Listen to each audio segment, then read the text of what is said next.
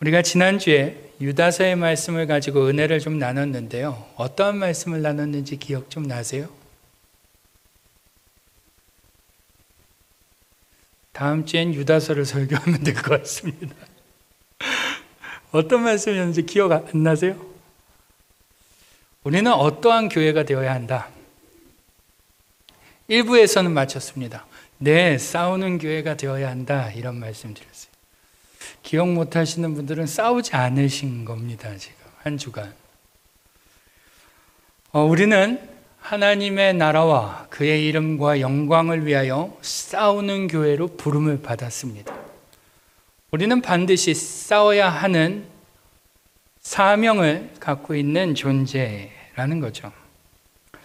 오늘은 그 영적 싸움에 대해서 조금 더 이야기를 좀 해볼까 합니다. 여러분, 시합이나 경기, 싸움과 같은 것을 이기기 위해서 가장 중요한 것이 뭐라고 생각하세요? 뭐가 제일 중요할까요? 경기에서 이기려면 뭐가 가장 중요합니까? 네? 사람마다 다 다르겠죠? 시대의 흐름을 따라서 조금 이야기를 해보면 불과 30년 전만 해도요, 정신력이 가장 중요하다, 이러한 이야기가 있었습니다. 그래서 그 당시 한국 이런 TV나 이런 프로그램들을 보면 이러한 슬로건들이 있었죠. I can do it, 할 수 있다, 하면 된다, 이런 것을 강조하던 시대가 있었어요. 지금은 사실 좀 별로 듣기 어렵지만 당시에는 이러한 고사성어도 쉽게 들었습니다. 정신일도, 하사불성, 이런 말도 흔히들 했었죠.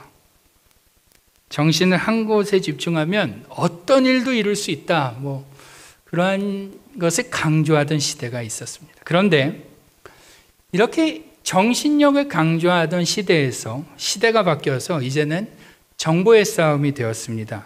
지금은 상대에 대한 정보를 얼마나 많이 가지고 있느냐, 얼마나 상대를 더 많이 아느냐가 싸움의 승패를 가르는 그러한 요인이 되는 시대가 되었다라는 것이죠. 그래서 오늘날의 시합이나 경기, 싸움과 같은 것들은 정신일도 하사불성이라는 사자성어보다 뭐가 좀 더 어울릴까요? 지피지기 백전불태라는 말이 조금 더 어울립니다.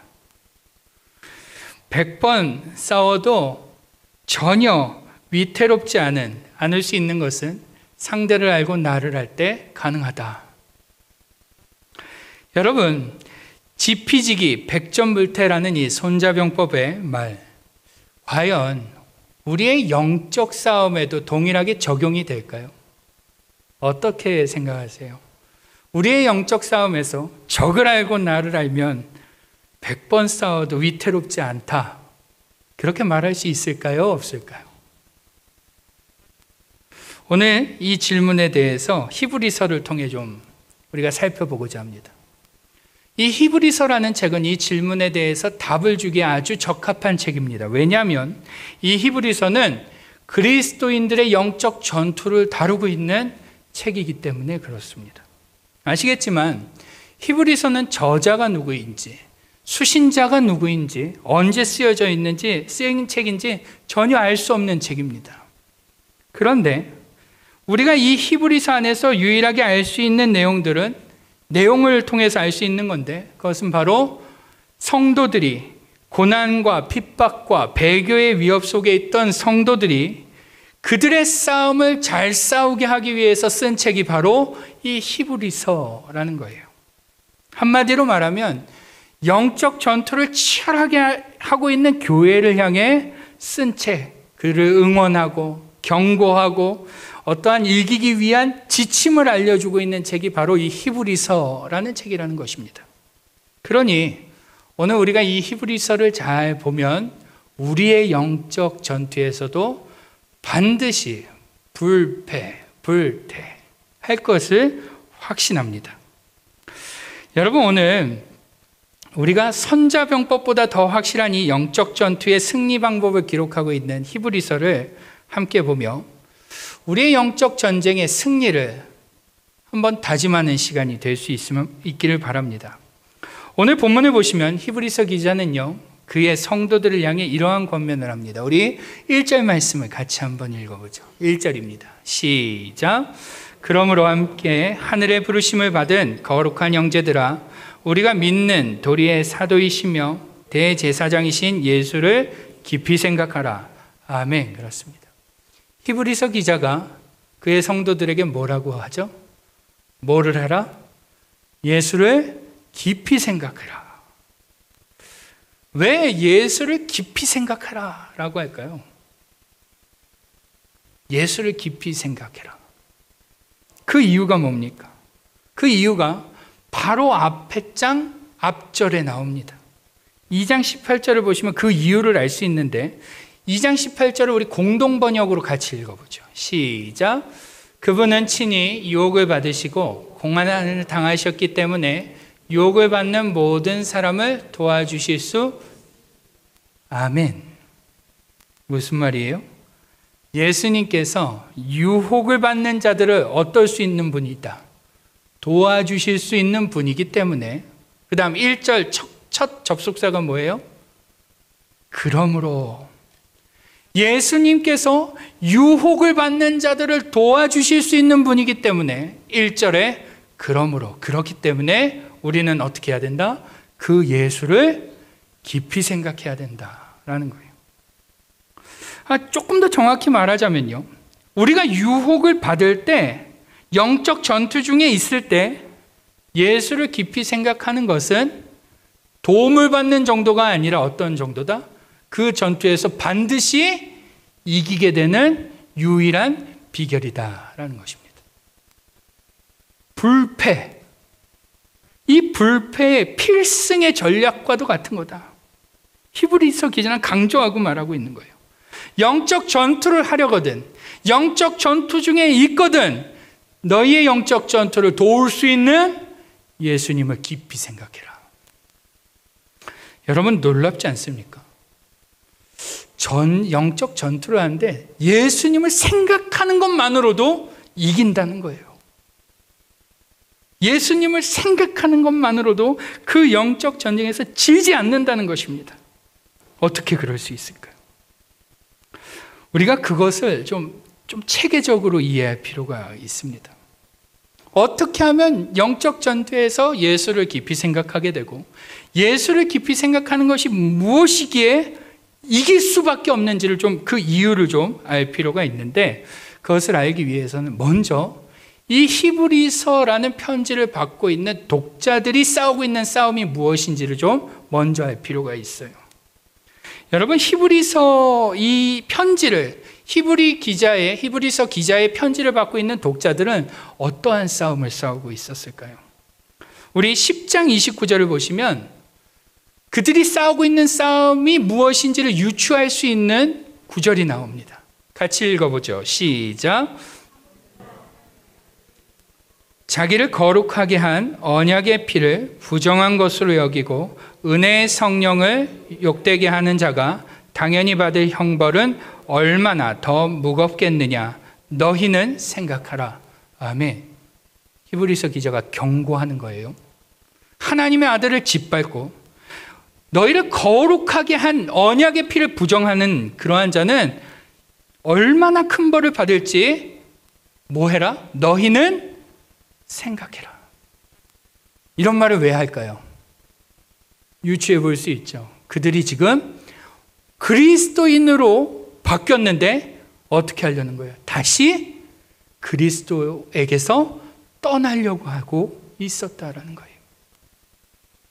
그들이 유대교에서 나와서 그리스도인이 되었음에도 불구하고 그들이 유혹을 받아서 여러 환경적 요인으로 인해 그들이 다시 어디로 가려고 하는 거예요? 유대교로 돌아가려고 한다라는 것입니다. 그래서 히브리서 기자는 강력하게 경고하는 거예요. 돌아가면 어떠한 벌을 받게 될지 한번 생각해봐라. 너희를 깨끗하게 하신 그 예수님을 너희가 짓밟게 되면 어떻게 될지 한번 생각해봐라. 강하게 경고하고 있는 거죠. 즉 그들이 지금 싸우고 있는 싸움은 배교의 싸움이라는 거예요. 유대교로의 회귀의 싸움이라는 거예요.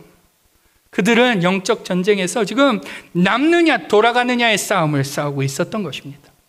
또 10장 34절로 36절을 보시면 그들의 또 다른 싸움이 무엇인지도 볼 수 있는데, 제가 읽겠습니다. 너희가 갇힌 자를 동정하고 너희 소유를 빼앗기는 것도 기쁘게 당한 것은 더 낫고 영구한 소유가 있을 줄 알미라. 그러므로 너희 담대함을 버리지 말라. 이것이 큰 상을 얻게 하느니라. 너희에게 인내가 필요함은 너희가 하나님의 뜻을 행한 후에 약속하신 것을 받기 위함이라. 아멘. 히브리서 기자가 그의 성도들에게 뭐라고 권면하고 있어요? 35절을 보면 너희의 담대함을 버리지 말라. 이런 말 왜 하는 거예요?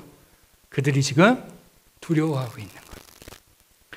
외부의 핍박과 고난과 고통스러운 상황으로 인해 지금 두려워하며 예수 믿는 것을 포기하는 사람들이 막 늘어나고 있는 겁니다. 배교하는 사람들이 늘어나고 있는 거예요. 그러니 너희가 처음에 주를 위하여 고난당하는 것을 기쁘게 감당했는데 지금 너희가 우후죽순으로 그렇게 배교하고 있으니 그러지 말라는 거예요. 담대히 인내해라 라고 말하고 있는 거예요. 즉 이 히브리서를 받는 독자들의 영적 전쟁은 유대교로 돌아가게 되는 유혹, 혹은 율법으로 돌아가게 하려는 유혹, 또는 예수 그리스도를 떠나게 하는 유혹, 이러한 영적 전쟁 가운데 그들이 놓여 있었다라는 것입니다. 실제로 많은 이들이 무섭게 흔들렸고 무섭게 빠져나갔죠. 그런데 여러분, 아까 뭐라고 말씀드렸어요? 이러한 상황 속에서 히브리서 기자가 뭐라고 한다고요? 너희의 영적 싸움에 이길 수 있는 방법이 하나 있는데 그것이 뭐라고요? 너희의 영적 싸움을 도울 수 있는 예수를 깊이 생각해라. 이게 굉장히 놀라운 말 아닙니까? 아니, 어떻게 생각하는 것만으로도 이길 수가 있어요? 너희의 몸을 트레이닝해라. 너희의 기술을 트레이닝해라. 시험에 들지 않도록 깨어있어라. 뭐 여러 가지 얘기를 할 수 있는데 히브리서 기자는 다른 얘기는 하나도 안 하고 딱 하나를 얘기를 한 거예요. 너희를 도우실 예수를 깊이 생각해라. 여러분, 예수를 깊이 생각하는 게 뭘까요? 여쭤볼게요. 예수를 깊이 생각하는 게 뭡니까? 옆에 계신 분들에게 한번 여쭤보세요. 예수를 깊이 생각하는 게 뭡니까? 한번 이렇게 여쭤보죠. 시작. 대답하셔야 돼요. 그게 뭘까요, 도대체? 어떻게 하면 예수를 깊이 생각하는 걸까요? 밥도 안 먹고, 잠도 안 자고, 일도 안 하고, 그냥 가만히 앉아서 예수님만 마치 돌을 닦듯이, 득도를 하듯이, 어떤 깨우침에 이르듯이 그렇게 예수님을 생각하는 게 히브리서 기자가 말하는 예수를 깊이 생각하는 걸까요? 맞습니까? 틀립니까? 당연히 아니겠죠. 당연히 아닙니다. 제가 이것을 어떻게 하면 쉽게 설명을 드릴 수 있을까 진짜 많이 고민을 했어요. 고민을 하다가 문득 이 말씀이 좀 생각이 났습니다. 누가복음 15장을 보시면 탕자의 비유가 나옵니다. 다들 아시죠? 둘째 아들이 아버지에게 유산을 받아갖고 먼 나라 가서 모두 탕진해 버립니다. 그리고 배가 고파서 돼지가 먹는 쥐염 열매라도 좀 얻어 먹으려고 하는데 주는 자가 없어요. 그때 이 아들이 무엇을 해요? 이 둘째 아들이 그때 뭐를 합니까? 뭐를 할까요? 생각을 해요. 생각. 어떤 생각을 하죠? 아버지 집에는 먹을 것이 많고 품꾼이 많다는 생각을 하고 돌아가요. 지금 예수를 깊이 생각하는 건 그런 거라는 거예요. 예를 들어 가까운 지인이 주식의 전 재산을 날리고 죽으려고 한다고 생각해 보세요. 여러분 지인이 뭐라고 말해 주겠어요? 야, 네 처자식을 생각해 봐. 야, 네 누구를 생각해 봐? 부모를 좀 생각해 봐. 너를 어떻게 키우셨는데 정신 차려야지. 지금 히브리서 기자가 똑같이 말하는 거예요. 유혹에 이리저리 흔들리면서 배교하고 유대교로 돌아가고 이러는 그들을 향하여 뭐라고 하는 거예요? 야, 예수를 깊이 생각해봐. 그러는 거예요.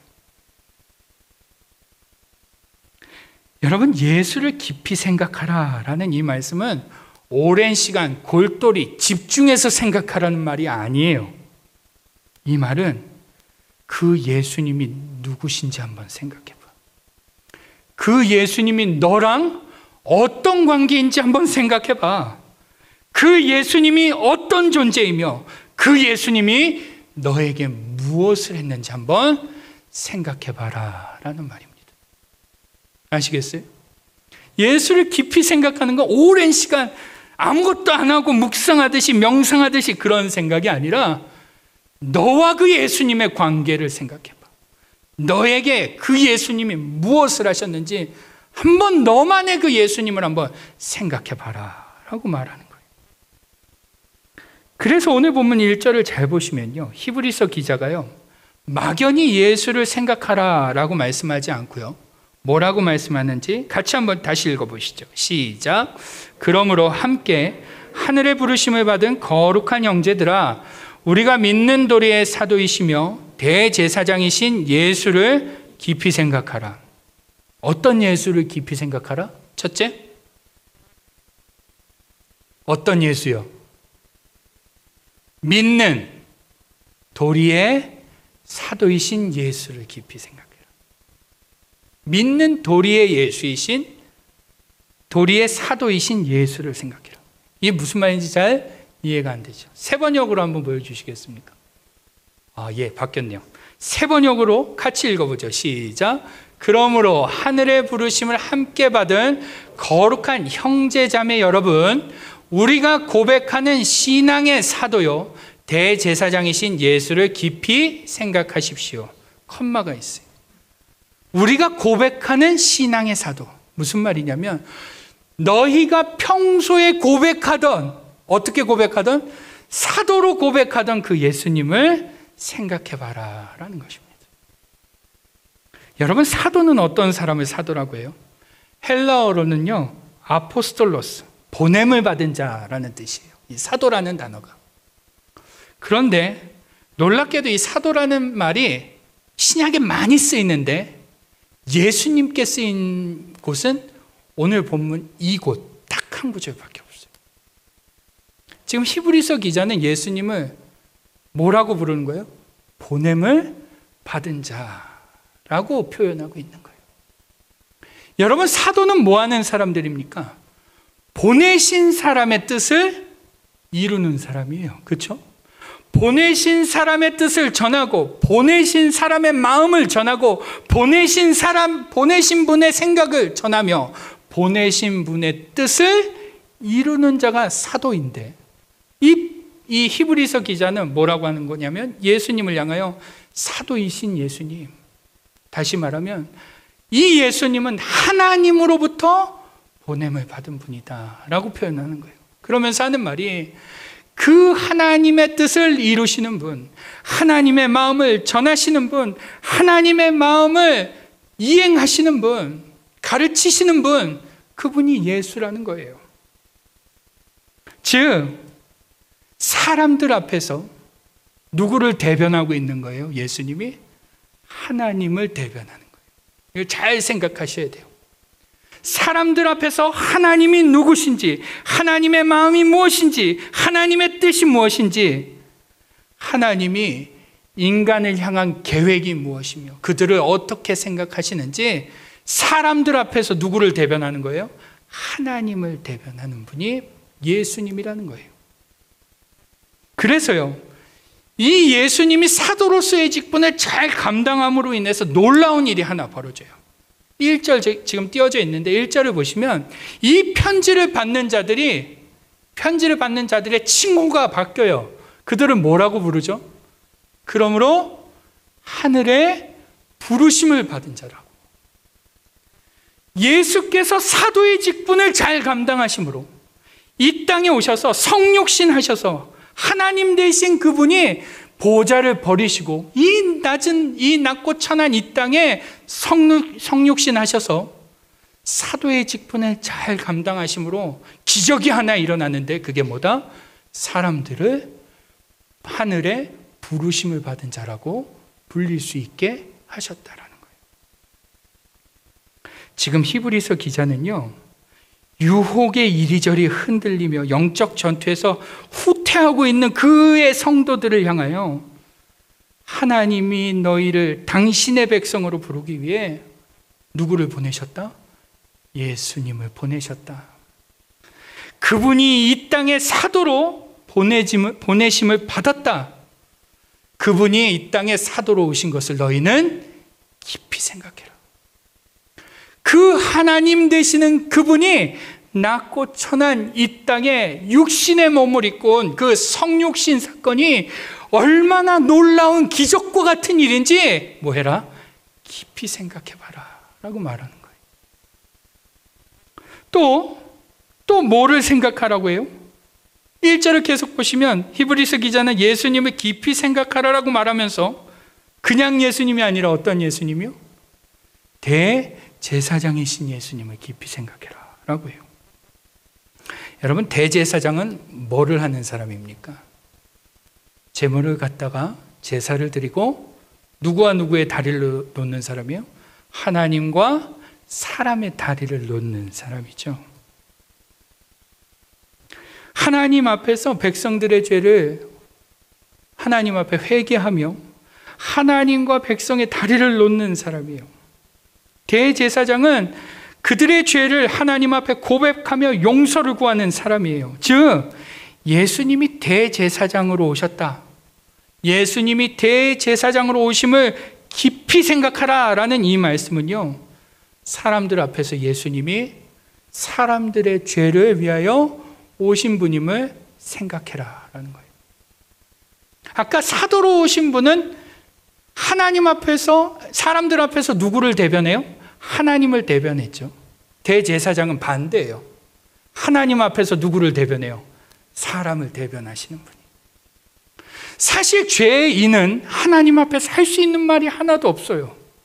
입이 100개라도 할 말이 없죠. 그런데 예수님이 이 땅에 대제사장으로 오셔서 친히 자기 몸을 찢으시고 죽으심으로 말미암아 말할 게 있게 하시는 거예요. 누구를 대신해서? 사람들을 대신해서 하나님 앞에 말할 게 있게 하는 거예요. 하나님, 이들을 용서해 주십시오. 내가 죽지 않았습니까? 하나님, 내가 죄에 대해서 죽지 않았습니까? 그러니 이들을 용서해 주십시오. 하나님 앞에서 사람들을 대변하시는 분이 누구요? 예수님이요. 그러니 이 대제사장으로 오신 예수님을 깊이 생각해라 라는 말은 그분의 피 흘리심을, 그분의 십자가 희생을 깊이 생각해봐라. 너희를 구원하고자, 너희를 하나님의 백성 삼고자 그 일을 이루신 그분을 깊이 생각해봐라.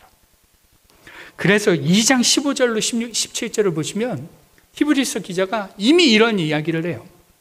또 죽기를 무서워함으로 한평생 매어 종노릇하는 모든 자들을 놓아주려 하심이니 이는 확실히 천사들을 붙들어 주려 하심이 아니요 누구요? 오직 아브라함의 자손을 붙들어 주려 하심이라. 17절 같이 읽죠. 그러므로 그가 범사에 형제들과 같이 되심이 마땅하도다. 이는 하나님의 일에 자비하고 신실한 대제사장이 되어 백성의 죄를 속량하려 하심이라. 아멘. 그렇습니다. 히브리서 기자는요, 하나님과 인간을 연결해 주신 분, 하나님과 인간을 중재해 주신 분, 인간의 죄를 위해 자기 몸을 찢으시고 그 인간들을 거룩하게 하신 그 예수님, 그분으로 인해 너희가 거룩한 형제라고 불림을 받게 되었다라고 한다는 거예요. 여러분, 오늘 1절에도 분명히 나와요. 아까 주님의 사도 직분을 감당하심으로 사람들이 뭐라고 불린다고 했죠? 하늘에 부르심을 받은 자들이라는 칭호를 받게 됐죠. 그런데 예수님이 대제사장 직분을 감당하심으로 어떠한 칭호를 받게 돼요? 1절을 다시 보실까요? 어떠한 칭호를 받아요? 거룩한 형제들이라는 칭호를 받게 되는 거예요.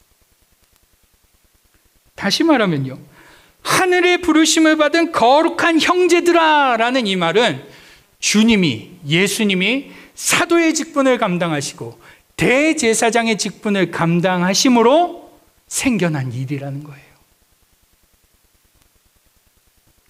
여러분, 지금 히브리서 기자는요, 그의 성도들, 유혹으로 막 흔들리고 있는 성도들을 향해 너희를 거룩하게 하신, 피를 흘리심으로 십자가에 달려 죽으심으로 너희를 거룩하게 하신 그 예수님을 깊이 생각하라 라고 말하면서 그 주님의 십자가를 생각해라 라고 말한다는 거예요. 자, 이제 하나 더 있습니다. 오늘 히브리서 기자가요, 거기서 그치지 않고 한 가지 더 권면을 하는데 5절과 6절을 같이 읽어보죠. 시작. 또한 모세는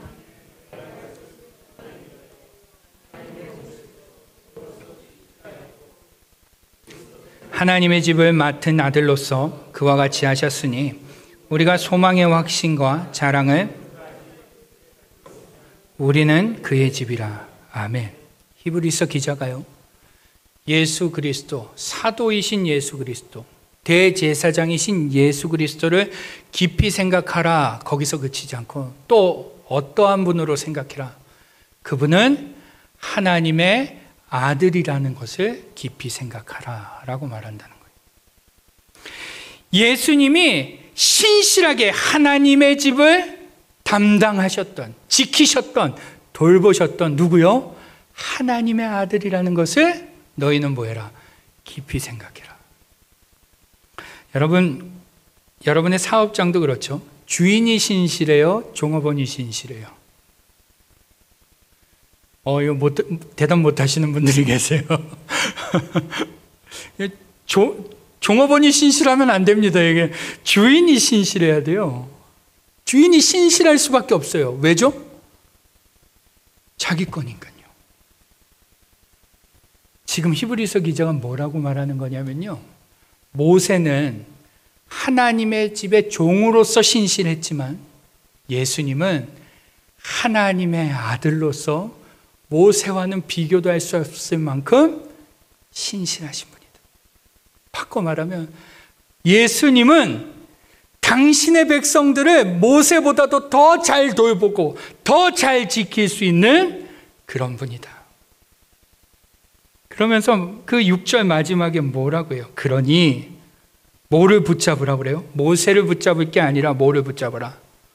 소망의 확신과 자랑을 굳게 잡아라. 이 신약이 어려워요, 표현들이. 소망의 확신과 자랑이 뭐예요? 점진적인 개념이에요.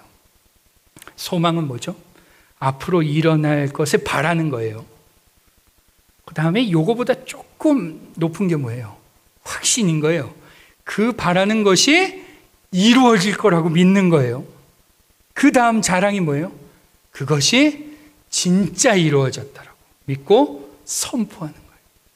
한마디로 뭐냐면 예수 그리스도께서 모세보다 더 신실한 분으로 당신의 백성을 끝까지 지키실 분이라는 것을 뭐 하라는 거예요? 믿으라라는 거예요. 그 믿음을 갖는 사람들, 그 확신을 넘어 자랑할 수 있는 사람들은 어떠한 사람들이다? 끝내는 하나님의 집이다. 다시 돌아가요. 그렇게 믿는 사람들은 그 예수님께서 하나님의 집, 당신의 자녀로, 당신의 가정으로, 당신의 백성으로 뭐 하실 것이다? 신실하게 지키실 것이다 라고 말씀하는 거예요. 그러니 지금 히브리서 기자가 세 가지를 말하는 거예요. 이 영적 전투 중에 있는 그의 성도들을 향해 세 가지를 말하는데, 첫째는 예수님이 사도이심을, 성육신하신 분임을 생각해라. 두 번째는 뭐였죠? 예수님이 대제사장이심을, 너희를 위하여 피 흘리신 죽으신 분임을 생각해라. 세 번째는 뭐예요? 예수님이 하나님의 아들로 너희를 신실하게 지키시는 분이라는 것을 뭐해라? 생각해라. 그거 생각하면 영적 전투에서 이긴다, 진다. 이긴다라는 거예요. 이길 수밖에 없겠죠. 여러분, 오늘 히브리서 기자는요, 유대교로 돌아가려고 하는 유혹 가운데 있는 자들, 모세의 율법으로 돌아가려고 하는 그 유혹 가운데 놓인 자들, 고통 가운데서 예수님을 떠나려고 하는 이 배교의 유혹과 같은 그러한 유혹을 경험하며 영적 전투를 하고 있는 그의 성도들을 향해 한 가지를 분명히 말하는 거예요. 예수를 깊이 생각해라. 그 예수님이 너를 위하여 성육신하신 것, 그 예수님이 너를 위하여 피 흘리신 것, 그 예수님이 지금도 너를 지키기 위하여 하나님의 우편에서 너를 위하여 중보하고 계시는 것, 그것을 생각하면 영적 전투에서 지지 않는다라는 거예요. 여러분, 영적 전쟁은요, 지피지기로 하는 것이 아닙니다. 사탄을 알고 나를 안다고 해서 이길 수 있는 것이 아니라는 거예요. 영적 전쟁은 누구를 알아야 이기는 거예요? 예수 그리스도를 알아야 이기는 거예요. 사탄을 아무리 알아도 이길 수 없고요, 자신을 아무리 알아도 이길 수가 없어요. 영적 전쟁은 한 분을 알아야 돼요. 사탄의 머리를 짓밟으신, 사탄의 권세를 깨뜨리신 예수 그리스도를 깊이 알 때, 그분을 깊이 생각할 때 이길 수 있는 거예요. 여러분, 시편의 수많은 시인들이요, 이 사실을 알고 있었던 것 같아요. 그래서 그 시들 가운데 그런 흔적들을 남겨놓죠. 시편 23편, 우리가 잘 아는 말씀인데 시인이 뭐라고 합니까? 내가 사망의 음침한 골짜기로 다닐지라도 해를 두려워하지 않는 것은 그 주님께서 나와 함께 하심이라. 그 주님의 지팡이와 막대기가 나를 안위하십니다. 27장도 그래요. 여호와는 나의 빛이요 나의 구원이시니 내가 누구를 두려워하리요. 여호와는 내 생명의 능력이시니 내가 누구를 무서워하리요. 시편의 시인들도 알았던 거예요. 전투에서 승리는 예수 그리스도가 하나님이 누구신지, 하나님이 어떤 분인지, 하나님이 나와 어떤 관계인지, 그 하나님이 나에게 무슨 은혜를 허락하셨는지 알면 이긴다라는 거죠. 여러분, 우리의 영적 전쟁을 한번 떠올려 보시죠. 유혹이 오고 시험이 오며 영적 전쟁이 벌어질 때 우리의 생각은 무엇에 지배를 당하나요? 환경과 상황과 문제에 지배를 당합니다. 그렇죠? 그리고 그러다 보면요, 목사가 많이 듣는 말을 듣게 돼요. 저 시험 들었어요. 여러분, 시험 들면 어떻게 합니까? 시험 들면 어떻게 해요? 왜 안 들어보신 것처럼 그러세요? 한 번씩은 다 들어봤죠. 시험 들면 어떻게 해요?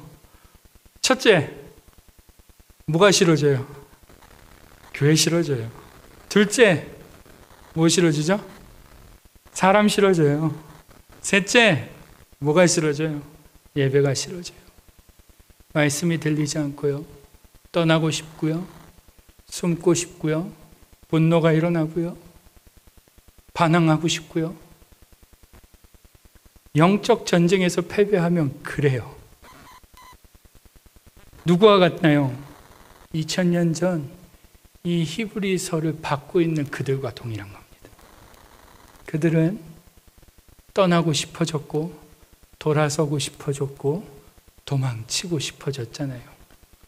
오늘 우리도 동일하다는 거죠. 2000년이 지났음에도 불구하고 우리는 동일하게 그들과 동일하게 영적 전쟁을 하고 있는 것입니다. 여러분, 이러한 영적 싸움에서 이기는 방법은 하나예요. 예수를 깊이 생각하는 것밖에 없습니다.